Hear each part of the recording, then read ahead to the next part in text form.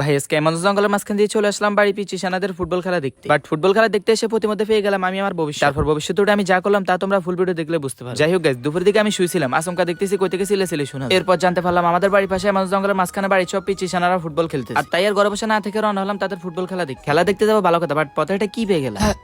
ও sorry, এটা তো আমার ভবিষ্যৎ। বিশেষ করে গাইস পড়ালেখা যে অবস্থা, ভবিষ্যতে তো এটা ছাড়া বাকি আর কোনো কিছু জুটবে না। যেহেতু ভবিষ্যতে এটা হবে, সেজন্য এখন থেকে প্র্যাকটিস করে নেওয়া উচিত, তাহলে ভবিষ্যতে এটা কাজে লাগবে। আর তাই আমি আমার ভবিষ্যতে ওটা কিভাবে ভবিষ্যৎটা পরিচালনা করতে হবে সে ব্যাপারে কিছুক্ষণ প্র্যাকটিস করে নিই। যাক, তারপর ভবিষ্যতের জায়গা রেখে আমাদের জঙ্গলের ভিতর দিয়ে চলে আসলাম স্টেডিয়ামের ভিতর। স্টেডিয়ামের জন্য বলছি বাড়ির সব পিছিয়ে সেনারা সবসময় এই জায়গায় ফুটবল খেলে। ভাই হয়তো তোমরা বিশ্বাস করবে না, সেই ছোটকাল থেকে ফুটবল ক্রিকেট এসব আমি অনেক ভয় পাই। এই জন্যই ভয় পাই যদি ফ্যাট বা ইনফ্লুয়েন্সা লাগে তাহলে আমার পুরো ভবিষ্যৎটাই শেষ। সে কারণে মাঠে না থেকে আমার জায়গায় দাঁড়িয়ে আমি ফুটবল খেলা দেখতেছিলাম, যে জায়গায় মোটামুটি হলো ফুটবল আমাকে ছুতে পারবে। ভাই হয়তো তোমরা আমাকে ভীতু ভাববা, সত্যি বলতে তোমরা যে ধারণা করতেছো সেটাই সঠিক। Yes, I am Vitui.